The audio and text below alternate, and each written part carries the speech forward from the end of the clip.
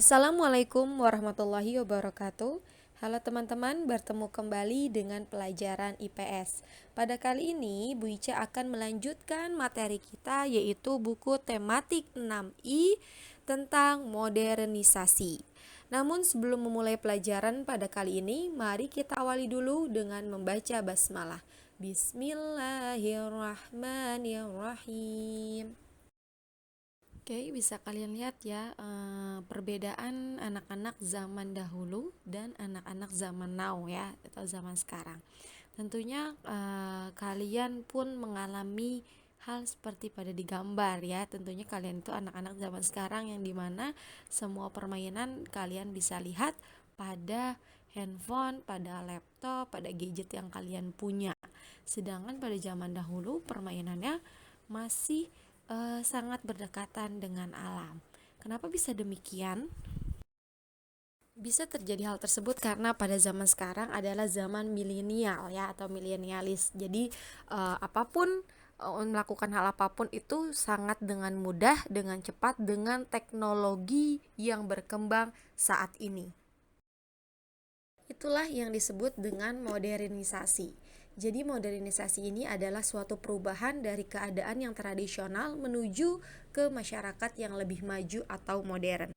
Tujuan utama dari modernisasi ini yaitu untuk meningkatkan kualitas hidup masyarakat secara umum.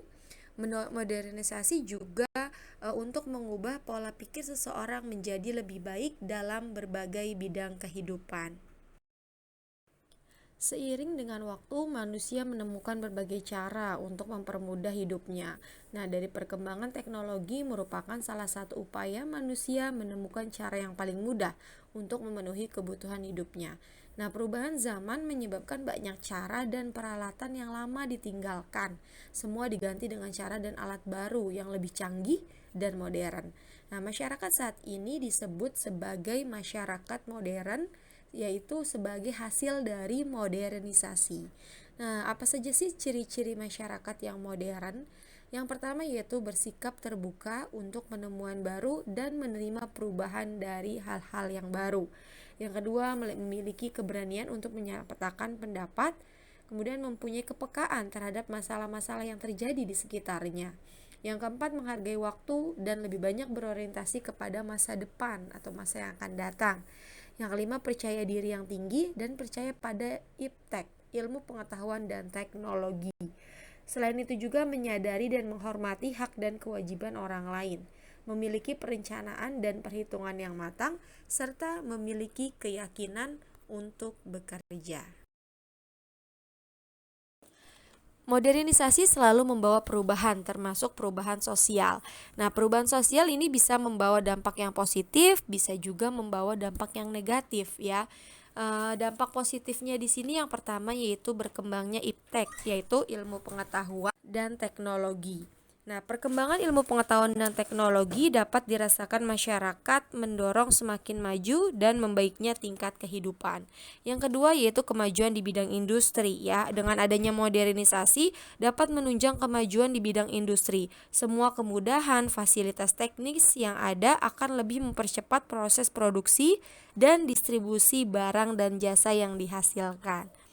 Yang ketiga yaitu kemajuan di bidang transportasi ya. Saat ini masyarakat sudah dimanjakan dengan fasilitas transportasi yang mengedepankan kenyamanan, keterjangkauan harga, dan ketepatan waktu. Ya, semua bidang transportasi mulai dari bis, taksi, kereta, pesawat terbang, dan kapal laut berlomba-lomba untuk mengembangkan dan menambah fasilitas baru pada armada mereka untuk melayani masyarakat. Kemudian yang keempat yaitu meningkatkan kesadaran politik dan demokrasi. Di sini semakin mudahnya kita mengakses informasi baik dari media cetak maupun media elektronik, maka semakin banyak pula pengetahuan politik yang didapatkan oleh masyarakat. Nah, dengan demikian sikap kritis sebagai perwujudan kehidupan yang demokratis akan lebih mudah terbentuk. Selain dampak positif, ada juga dampak negatif ya. Dampak negatif yang pertama yaitu kesenjangan masyarakat ya.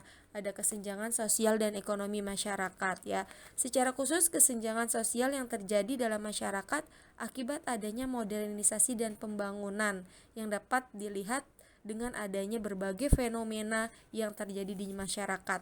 Contohnya salah satunya adalah timbulnya kelompok-kelompok ya, berbagai profesi di masyarakat, dan bisa terjadi berbagai masalah sosial dalam keluarga, terutama antara orang tua dengan anak-anak ya.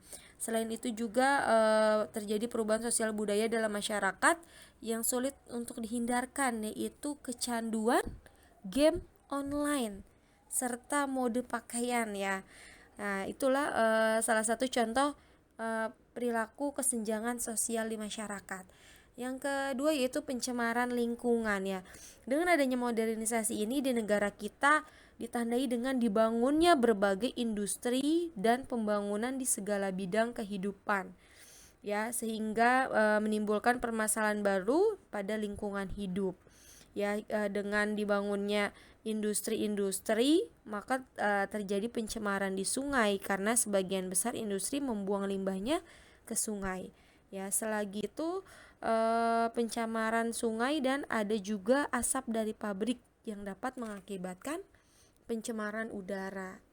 Ya, selanjutnya itu meningkatnya kriminalitas ya. Tindakan kriminalitas atau kejadian kejahatan umumnya dilihat dari perbuatan yang bertentangan dengan norma hukum dan agama. Nah, tindakan kriminalitas ini dapat mengganggu keamanan dan kestabilan negara ya. Contohnya seperti korupsi, ya, pencurian, ya, dan terorisme.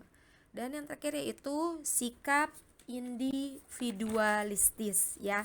Jadi persaingan hidup yang ketat dan keras mengakibatkan nilai-nilai kemanusiaan mengalami pergeseran.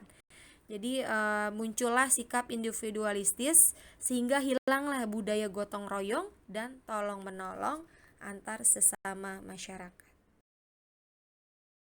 Sekarang dampak modernisasi terhadap budaya masyarakat. Kalau tadi terhadap kehidupan sosial, nah sekarang terhadap budaya.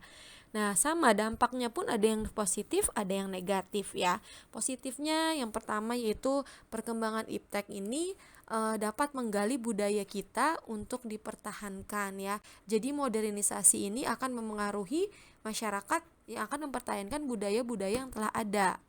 Ya, kemudian yang kedua yaitu budaya daerah dapat dimodifikasi ya. Melalui inovasi, budaya masyarakat dapat dipertahankan, bahkan dapat dimodifikasi dengan bantuan teknologi ya, tapi tanpa menghilangkan arti-arti atau dari nilai-nilai budaya tersebut. Kemudian yang ketiga yaitu gaya hidupnya menjadi lebih disiplin ya. Nah, selain dampak positif ada juga dampak negatif. Nah, dampak negatifnya di sini yang pertama yaitu masuknya budaya luar ya. Jadi dengan adanya modernisasi ini berbagai macam budaya dari luar, entah itu dari mode pakaian ya atau dari makanan itu ikut masuk ke dalam budaya masyarakat, yang dimana sekarang masyarakat lebih dominan menggunakan mode-mode pakaian luar negeri seperti K-pop ya yang lagi in sekarang.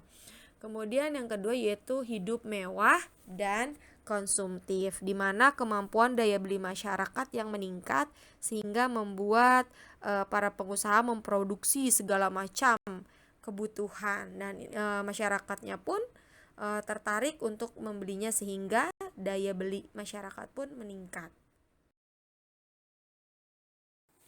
Modernisasi atau perubahan sosial terjadi pada semua bidang.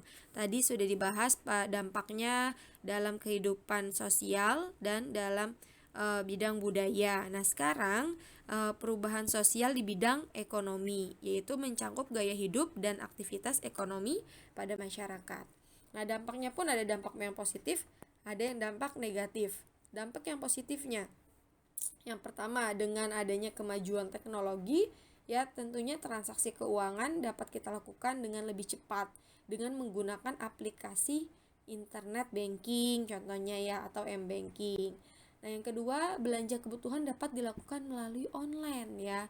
Sekarang kita tidak perlu capek-capek lagi keluar, bisa memesan semuanya melalui gadget ya, melalui online. Ya, yang ketiga yaitu kesadaran menabung yang meningkat ya. Jadi kesadaran masyarakat untuk menabung saat ini meningkat ya. Karena modernisasi ini telah memberikan kemajuan ya yang baik positif dan negatifnya juga. Negatifnya di sini yaitu yang pertama gaya hidup yang konsumtif ya, yang tadi hidup boros ya, dimana penyebab salah satunya adalah rasa gengsi masyarakat dan keinginan untuk mengikuti sebuah tren. Contohnya mengganti smartphone atau handphone baru ya, karena sekarang lagi keluar yang ini ganti lagi gitu, sehingga gaya hidupnya menjadi lebih boros. Yang kedua, menyukai produk luar negeri ya. Jadi kita ini kebanyakan menganggap bahwa produk luar negeri itu lebih baik dari produk bangsa Indonesia ya. Padahal tentunya tidak seperti itu ya. Hal ini membuat kita lebih bangga kadang masyarakat menggunakan produk luar negeri dibandingkan dengan produk dalam negeri ya. Apalagi produk budaya asing ini masuk ke Indonesia itu sangat mudah, sehingga kecintaan masyarakat akan produk luar negeri ini semakin meningkat karena modernisasi. Dan yang terakhir yaitu kebiasaan berhutang ya. Jadi karena keinginan yang semakin tinggi, sedangkan terkadang penghasilan tidak mencukupi, membuat masyarakat untuk yang disebut gengsi tadi akhirnya berhutang atau mencicil ya kebutuhan hidupnya ya. Padahal seharusnya berhutang itu tidak baik, kita seharusnya mengeluarkan uang itu sesuai dengan kebutuhan. Tadi dampak-dampak positif dan negatif dari berbagai bidang kehidupan masyarakat ya tentang adanya modernisasi. Lalu bagaimanakah nih sikap kita dalam menghadapi dampak-dampak tersebut? Ya, yang pertama yaitu tentunya dengan meningkatkan keimanan kita dan ketakwaan terhadap Allah ya. Yang kedua, kita harus meningkatkan rasa persatuan dan kesatuan bangsa ya, sehingga selalu cinta dengan produk dalam negeri. Ya, yang tiga tuh tadi, dengan adanya rasa cinta maka kita harus mencintai produk dalam negeri. Nah, yang keempat itu kita harus bersikap selektif terhadap pengaruh modernisasi ya, apalagi termasuk dari budaya-budaya dari luar ya. Kita harus selektif tuh memilih mana budaya yang cocok dengan negara kita, dengan aturan negara kita, dan dengan tentunya dengan norma-norma agama. Nah, yang kelima yaitu mencintai budaya bangsa sendiri ya, agar budaya bangsa kita tidak terkikis oleh bangsa luar. Itulah tadi 5 sikap yang harus kita hadapi dalam menghadapi dampak modernisasi. Itulah tadi dampak-dampak modernisasi dalam berbagai bidang ya, mencakup beberapa bidang.